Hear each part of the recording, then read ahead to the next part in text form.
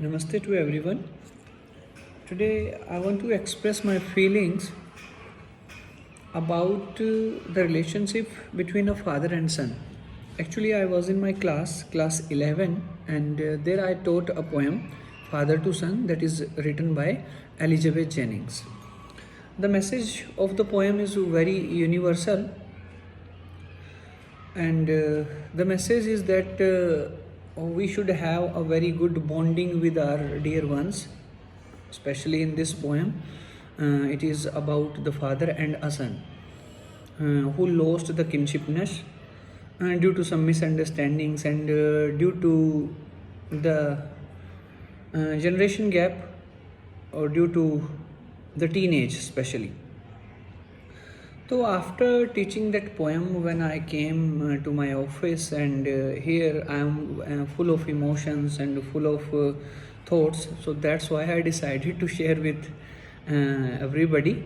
So when I was in my teenage at that time, one of my teacher uh, he told us, or he narrated a story to us. The story was in Hindi, so I just want to repeat the story with all of you. That will have a very universal message and a very important message for everybody, especially the teenagers. Okay, let me start the story. Story में एक character है राहुल. राहुल के पापा राहुल को एक engineer बनाना चाहते हैं, तो उसके लिए उसकी पढ़ाई भी उसी तरीके से चल रही है. बट वो क्या है, एक मिडिल क्लास और लोअर मिडिल क्लास फैमिली से बिलोंग करते हैं. तो अब राहुल अपने दोस्तों को देखता है कि वो सभी दोस्त उसके जो कॉलेज में उसको मिलते हैं, जब वो इंजीनियरिंग कर रहे होते हैं, तो वो अलग अलग बाइक्स पे, कोई छोटी बाइक है किसी के पास थोड़ी बड़ी बाइक है, ब्रांडेड बाइक है, महंगी बाइक है, तो ऐसी बाइक्स वो लेके आते हैं. बट राहुल के पास अभी कोई बाइक नहीं है, वो अपने कॉलेज स्कूल से जाया करता है. तो राहुल ने भी धीरे धीरे अपनी मम्मी से, अपने पापा से कहना स्टार्ट किया कि भाई मुझे भी एक बाइक लेके ख़रीद के आप दो, ताकि मैं स्कूल चला जाऊं, कॉलेज चला जाऊं. तो अक्सर घर में थोड़ा झगड़ा भी होता था, थोड़ी कही सुनी भी होती थी. फादर ने काफ़ी कोशिश की समझाने की, जो उनकी स्थिति थी, स्पेशली फाइनेंशियली जो स्थिति थी, वो समझाने की काफ़ी कोशिश की. पर राहुल का जो झगड़ा था, राहुल की जो जिद थी, जो हट था, वो धीरे धीरे करके बढ़ता चला गया. मदर ने, यानी कि मम्मी ने भी काफ़ी कोशिश की उस झगड़े को ख़त्म करने की, राहुल को मनाने की, समझाने की, पर ऐसा नहीं हो पाया. और राहुल दिनों दिन उसका जो हट था वो बढ़ता गया. और उसका एक तर्क था कि आप मुझे कैसा इंजीनियर बनाओगे जिसके पास एक बाइक भी नहीं होगी. आप मुझे इंजीनियर बनाना चाहते हो, इतनी महंगी मेरी पढ़ाई है इंजीनियरिंग की, तो एक बाइक क्यों नहीं लेके आप मुझे दे सकते. तो एक दिन झगड़ा इतना ज़्यादा बढ़ गया पापा के और राहुल के बीच में कि राहुल ने अपने घर वालों को अपना डिसीजन सुना दिया कि मैं ये घर छोड़ के जा रहा हूँ. अब घर छोड़ के जा रहा हूँ तो काफ़ी घर वालों ने कोशिश भी की उसको मनाने की, पर अगेन रिज़ल्ट वही था जो पहले कुछ दिनों से चल रहा था, और राहुल अंत में घर छोड़ के चला जाता है. जब राहुल घर छोड़ के चला जाता है तो राहुल, छुट्टी का दिन था, तो किसी वजह से उसने अपने पापा के जूते डाले हुए होते थे, तो उन्हीं जूतों में घर से निकल जाता है.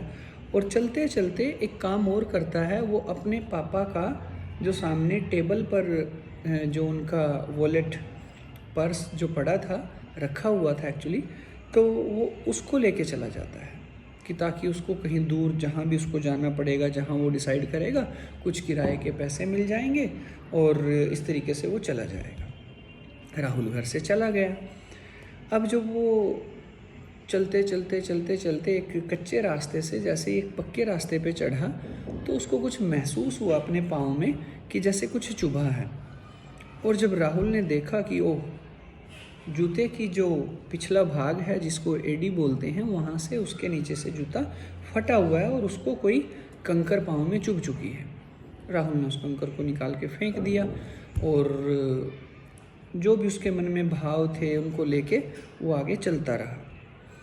फिर थोड़ी दूर पे जाके एक जगह पे थोड़ा पानी सड़क पे था या सड़क गीली थी, तो राहुल को अपना पाँव पे कुछ ऐसे पानी या कुछ गीला महसूस हुआ और तब राहुल को थोड़ा सा समझ में आ गया था, बट फिर भी वो भावों से भरा हुआ था तो वो आगे बढ़ता रहा।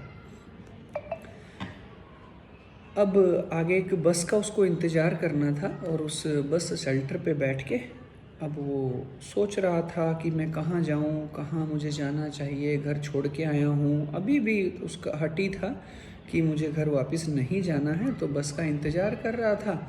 और राहुल के पास अपने पापा का जो बटुआ था, जो वो पर्स था, उसको भी वो अब देखने की उसकी इच्छा हुई कि तब तक बस आती है, एक बार मैं इसमें किराया और सब कुछ देख लूँ। राहुल ने बटुआ खोला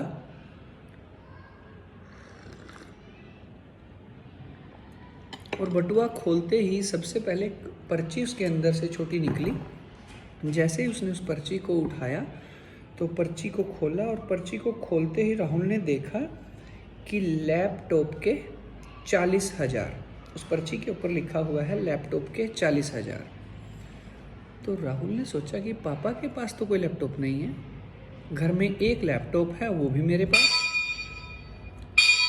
थोड़ी जिज्ञासा बढ़ी, एक और पर्ची थी वो भी उठाई और राहुल ने जैसे वो दूसरी पर्ची उठाई, उसको खोला तो वहाँ पर लिखा था कि स्कूटर एक्सचेंज करके बाइक लें। स्कूटर एक्सचेंज करके बाइक लें, ये राहुल ने पढ़ा तो राहुल काफ़ी सोच में पड़ गया। एक जगह पे कार्ड था जो उनके ऑफिस से मिला था उसके पापा को, तो उसके ऑफिस के कार्ड पे हॉबी लिखने का लिखा था कि अपनी हॉबी इसके अंदर लिखें। और राहुल के पापा की हॉबी वहाँ लिखी थी कि अपने लिए नए जूते खरीदना। ब्रांड का नाम भी लिखा था, वो मैं स्टोरी में नहीं बता रहा हूँ। तो ब्रांड का नाम भी लिखा था कि मुझे इस ब्रांड के जूते खरीदना मेरी हॉबी है और मुझे ये जूते खरीदने हैं।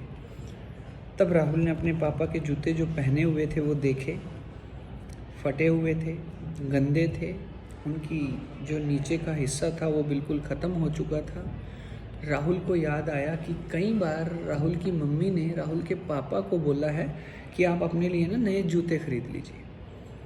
हर बार पापा का जवाब यही होता था कि अभी तो ये जूते 6 महीने और चलेंगे। एक बार फिर जूतों को देखा राहुल ने और वो उसके समझ में आ गया था कि ये जूते अब 6 महीने और कैसे चलेंगे।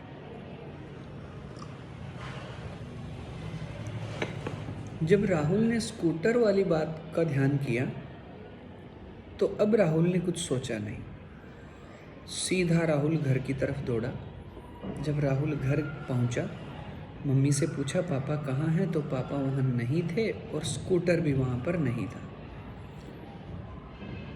तो राहुल समझ गया कि आज पापा कहाँ हैं। तो राहुल जैसे तैसे जो एजेंसी थी घर से 1 या 2 किलोमीटर वहाँ पर पहुँच गया और राहुल के पापा वहीं पर थे। अब राहुल ने पापा को देखते ही तोड़ के पापा की जाके एक जफ़ी जो डाल ली है और गले से मिला और पापा का जो कंधा था वो भिगो दिया आंसुओं से और रोना स्टार्ट कर दिया और कहा कि पापा मुझे मोटरसाइकिल नहीं चाहिए, मैं बस में ही चला जाऊंगा, मैं साइकिल पे ही चला जाऊंगा, लेकिन मैं आपको एक बहुत बड़ा आदमी बन के दिखाऊंगा और वो भी ऐसे जैसे आप चाहते हैं। तो कुल मिला के ये जो कहानी है, इस कहानी में एक बड़ा यूनिवर्सल सा सार्वभौमिक जिसको बोलते हैं, एक मैसेज है, एक ऐसा इसमें भाव है कि दुनिया का हर फादर अपने बच्चों की हर जिद को जो अच्छी हैं, हर शौक़ को जो अच्छे हैं, उनको बिल्कुल पुगाना चाहता है बट जो टीन एजर्स हैं, जो बच्चे हैं, एक तो उनको चीज़ें समझनी चाहिए, अपने परिवार की जो फाइनेंशियल स्थिति है उसको समझना चाहिए,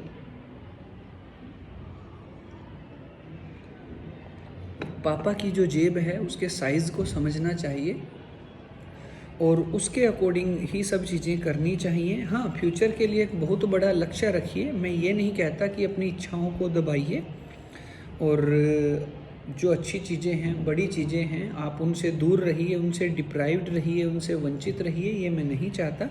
बट उन इच्छाओं को ध्यान में रख के, जैसे पापा ने उनको जेब में डाला हुआ था, ऐसे डाल के रखिए। सही समय का इंतज़ार कीजिए और वो सही समय कब आएगा, वो आपकी लगन, आपकी पढ़ाई, आपकी मेहनत और आपके दृढ़ निश्चय से आएगा। तो ऐसा कुछ प्लान करके रखिए, पापा की तरह उसको जेब में डाल के रखिए और राहुल की तरह जितना जल्दी सभी जो टीनेजर्स हैं, युवा हैं, वो जितना जल्दी इस चीज़ को समझ लें उतना जल्दी ही वो फ़ायदे की चीज़ होगी। और मैं तो ये भी कहूँगा कि अभी टीन एज में तो चलो हम अर्निंग हैंड नहीं होते हैं फैमिली का, पर आफ्टर टीन एज हमें अपनी जो जेब खर्ची है उसमें हमेशा उसमें से उसका 10% उसका जो हिस्सा है वो हमें हमेशा बचा के रखना चाहिए, और ताकि वो एक सही समय पे परिवार के और आपके काम आ सके। तो पोएम थी जो आज की, जो मैं अपनी क्लास में पढ़ा के आया था, father to son, written by Elizabeth Jennings. तो that is also having the same message that a good and positive relationship, a very good understanding with the parents we must have. वो हमें, हमारे पास एक बहुत अच्छी अंडरस्टैंडिंग अपने parents को लेके, अपने परिवार की स्थिति को लेके होनी चाहिए, तो जिसको लेके हम फ्यूचर में भी आगे बढ़ पाएँ अपने परिवार के साथ हंसते हंसते। अगर कोई स्थिति अच्छी नहीं है उसको भी हंसते हंसते पार कर लें और कल एक बहुत अच्छी स्थिति में हम हों। तो आज के लिए बस इतना ही। चाहूँगा, सभी युवाओं से अपील करूँगा कि वो अपनी लाइफ में आगे बढ़ें। Thank you.